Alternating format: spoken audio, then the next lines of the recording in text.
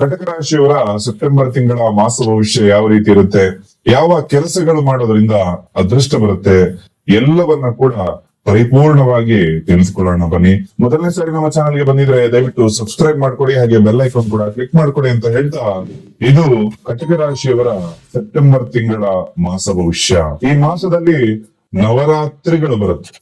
ಹಾಗಾಗಿ ಪ್ರತಿಯೊಬ್ಬರಿಗೂ ಕೂಡ ಮೊದಲನೇದಾಗಿ ನವರಾತ್ರಿಯ ವಿಶೇಷ ಶುಭಾಶಯಗಳು. ನಿಮ್ಮ ಅಂದುಕೊಂಡ ಕೆಲಸ ಕಾರ್ಯಗಳೆಲ್ಲವೂ ಕೂಡ ಈ ಮಾಸದಲ್ಲಿ ತುಂಬಾ ಚೆನ್ನಾಗಿ ನೆರವೇರಲಿ ಅಂತ ಹೇಳಿ ಆ ಭಗವಂತನಲ್ಲಿ ಒಂದು ಪ್ರಾರ್ಥನೆಯನ್ನ ಮಾಡ್ತಾ, ನಿಮ್ಮ ಮನೆಯಲ್ಲಿರ್ತಕ್ಕಂತಹ ಕಷ್ಟ ಕಾರ್ಪಣ್ಯಗಳೆಲ್ಲವೂ ಕೂಡ ಪರಿಹಾರ ಆಗ್ಲಿಕ್ಕೆ ವಿಶೇಷ ತಂತ್ರವೊಂದನ್ನು ಹೇಳ್ತೇನೆ ನೋಡಿ.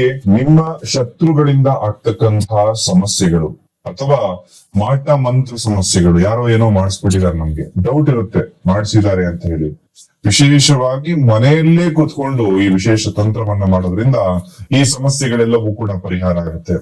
ಆರೋಗ್ಯ, ವ್ಯಾಪಾರ, ವ್ಯವಹಾರ, ಹಣಕಾಸಿನ ಸಮಸ್ಯೆಗಳೆಲ್ಲವೂ ಕೂಡ ಸಂಪೂರ್ಣ ಪರಿಹಾರ ಆಗ್ಲಿಕ್ಕೆ ಈ ವಿಶೇಷ ಒಂದು ತಂತ್ರ ಮಾಡಿದ್ರೆ ಸಾಕು. ಆ ತಂತ್ರವನ್ನ ಯಾವ ರೀತಿ ಮಾಡಬೇಕು ಅಂತ ಹೇಳಿ ಕೊನೆಯಲ್ಲಿ ತಿಳಿಸ್ಕೊಡ್ತೇನೆ.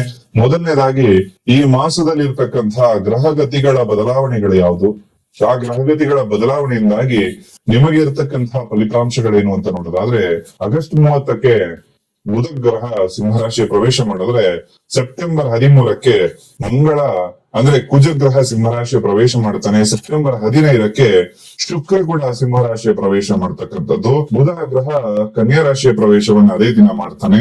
ಹಾಗೆ ಸೆಪ್ಟೆಂಬರ್ 17ಕ್ಕೆ ಸೂರ್ಯ ಕೂಡ ಕನ್ಯಾ ರಾಶಿಯ ಪ್ರವೇಶವನ್ನ ಮಾಡ್ತಾನೆ.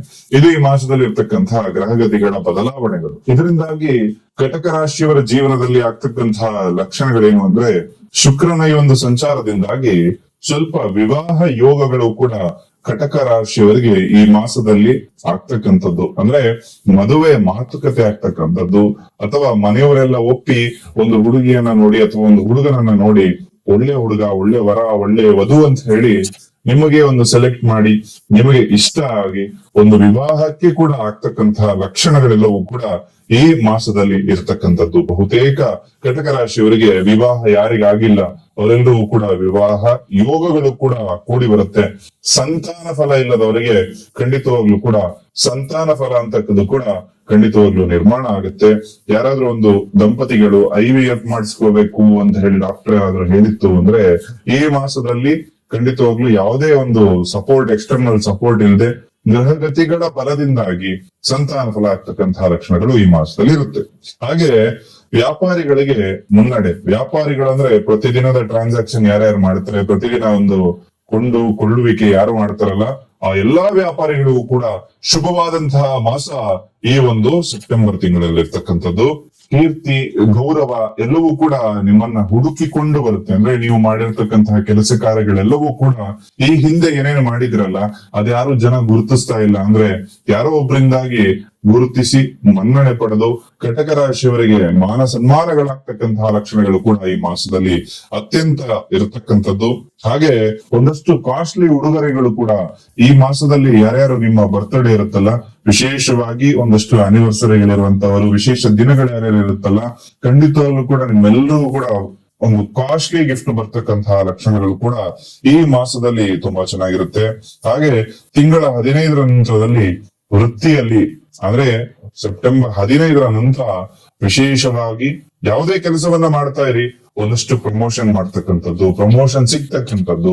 ಒಂದು ಬಿಸ್ನೆಸ್ ಮಾಡ್ತಾ ಇದೀರಾ, ಯಾವ್ದೋ ಒಂದು ಅನ್ಎಕ್ಸ್ಪೆಕ್ಟೆಡ್ ಆಗಿ ಒಂದಷ್ಟು ಫಂಡ್ಸ್ ನಿಮ್ಮ ಕೈಗೆ ಬಂದು ಸೇರ್ತಕ್ಕಂಥದ್ದು, ಈ ಎಲ್ಲಾ ಲಕ್ಷಣಗಳು ಕೂಡ ಈ ಒಂದು ಸೆಪ್ಟೆಂಬರ್ ಮಾಸದಲ್ಲಿ ನಿಮಗೆ ಇರ್ತಕ್ಕಂಥದ್ದು.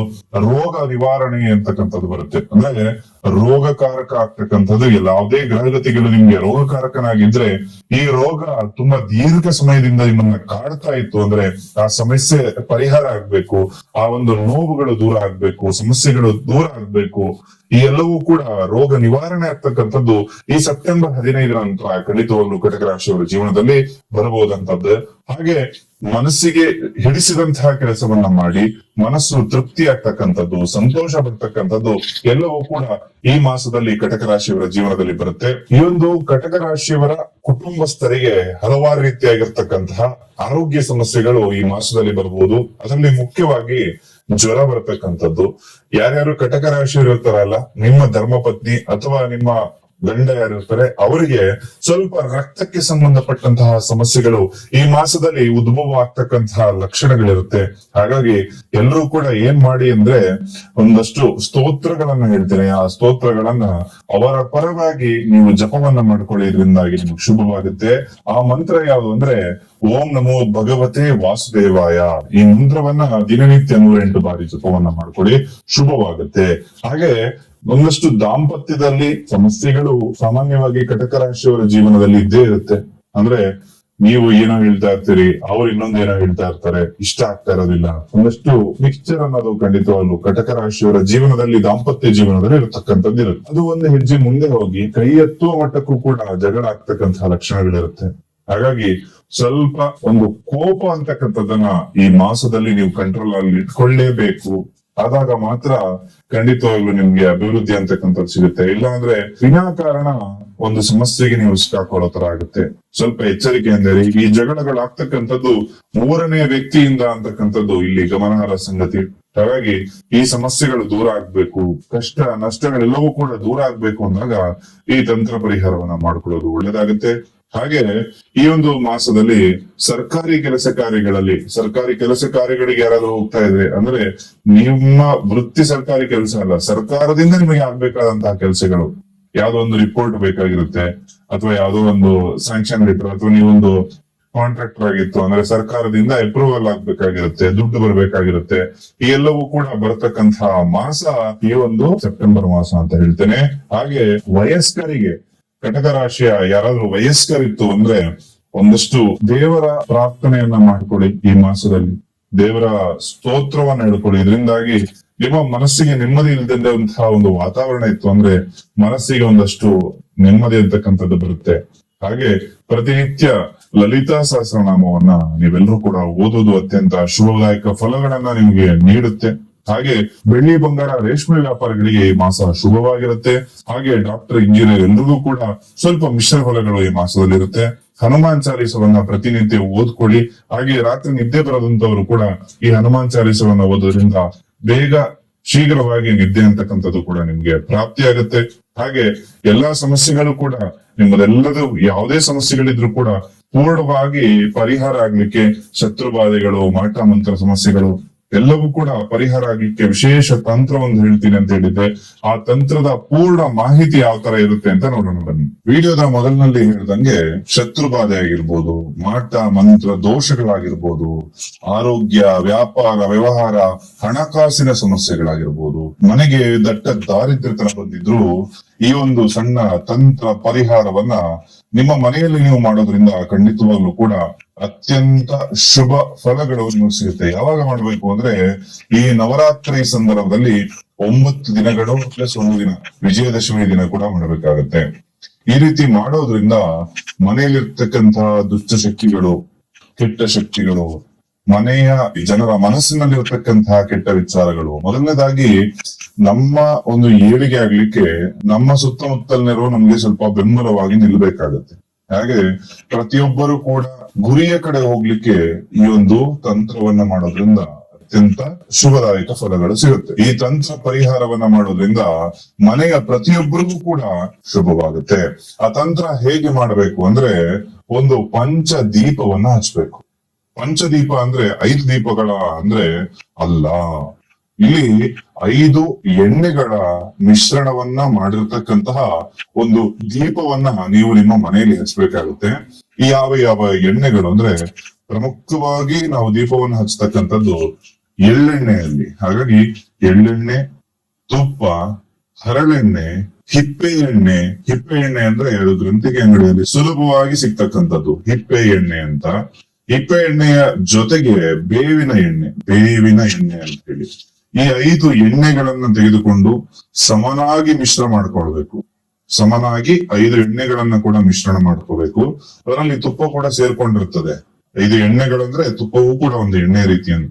ಈ 5 ಎಣ್ಣೆಗಳನ್ನ ಮಿಶ್ರಣ ಮಾಡಿ 2 ದೀಪವನ್ನ ಅಥವಾ 5 ದೀಪವನ್ನ ದೇವರ ಮನೆಯಲ್ಲೇ ಹಚ್ಚಬೇಕು. ಹಚ್ಚಬೇಕಾದ್ರೆ ನೀವು ಉಪಯೋಗಿಸ್ತಕ್ಕಂತಹ ಬತ್ತಿ, ದೀಪದ ಬತ್ತಿ ಏನಿರುತ್ತಲ್ಲ ಅದು ಕೆಂಪು ಬಣ್ಣದ ಬತ್ತಿಯಾಗಿರಬೇಕು. ಈ ಕೆಂಪು ಬಣ್ಣದ ಬತ್ತಿಯಲ್ಲಿ ದೀಪವನ್ನ ಹಚ್ಚಬೇಕಾಗತ್ತೆ. ಈ ರೀತಿ ದೀಪವನ್ನ ಹಚ್ಚೋದ್ರಿಂದ ಖಂಡಿತವಾಗ್ಲೂ ಶುಭವಾಗುತ್ತೆ.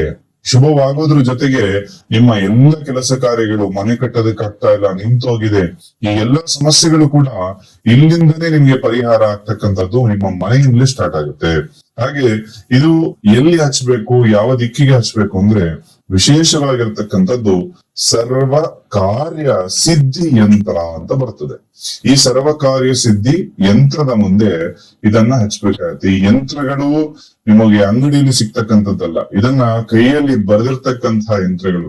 ನಿಮ್ಮ ಅಕ್ಕಪಕ್ಕದ ಊರಿನಲ್ಲಿ ಯಾರಾದ್ರೂ ಯಂತ್ರಗಳ ಕೈಯಲ್ಲಿ ಬರೆಯುವವರಿತ್ತು ಅಂದ್ರೆ ಅವರ ಹತ್ರ ಈ ಒಂದು ಯಂತ್ರಗಳನ್ನು ತೆಗೆದುಕೊಂಡು ಆ ಒಂದು ಯಂತ್ರವನ್ನ ಸ್ಥಾಪನೆ ಮಾಡಿ ನೀವು ದೀಪವನ್ನ ಹಚ್ಬೇಕಾಗತ್ತೆ.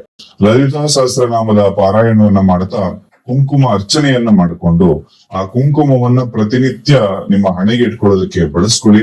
ಖಂಡಿತವಾಗ್ಲೂ ಕೂಡ ಶುಭವಾಗುತ್ತೆ. ನಿಮ್ಮ ಹಣಕಾಸಿನ ಸಮಸ್ಯೆಗಳಾಗಿರ್ಬೋದು, ಶತ್ರು ಬಾಧೆಗಳಾಗಿರ್ಬೋದು, ಎಲ್ಲವೂ ಕೂಡ ಅತ್ಯಂತ ವೇಗವಾಗಿ ಪರಿಹಾರ ಆಗುತ್ತೆ. ಸರ್ವರಿಗೂ ಕೂಡ ನೀವು ಅಂದುಕೊಂಡ ಕೆಲಸ ಕಾರ್ಯಗಳೆಲ್ಲವೂ ಕೂಡ ಸಿದ್ಧಿಯಾಗ್ಲಿ, ಆ ಭಗವಂತನ ಅನುಗ್ರಹ ಸಂಪೂರ್ಣವಾಗಿ ನಿಮಗೆ ಸಿಗ್ಲಿ ಅಂತ ಹೇಳಿ ಪ್ರಾರ್ಥನೆಯನ್ನ ಮಾಡ್ತಾ ಸರ್ವೇ ಜನ ಸುಖಿನೋ ಭವಂತು.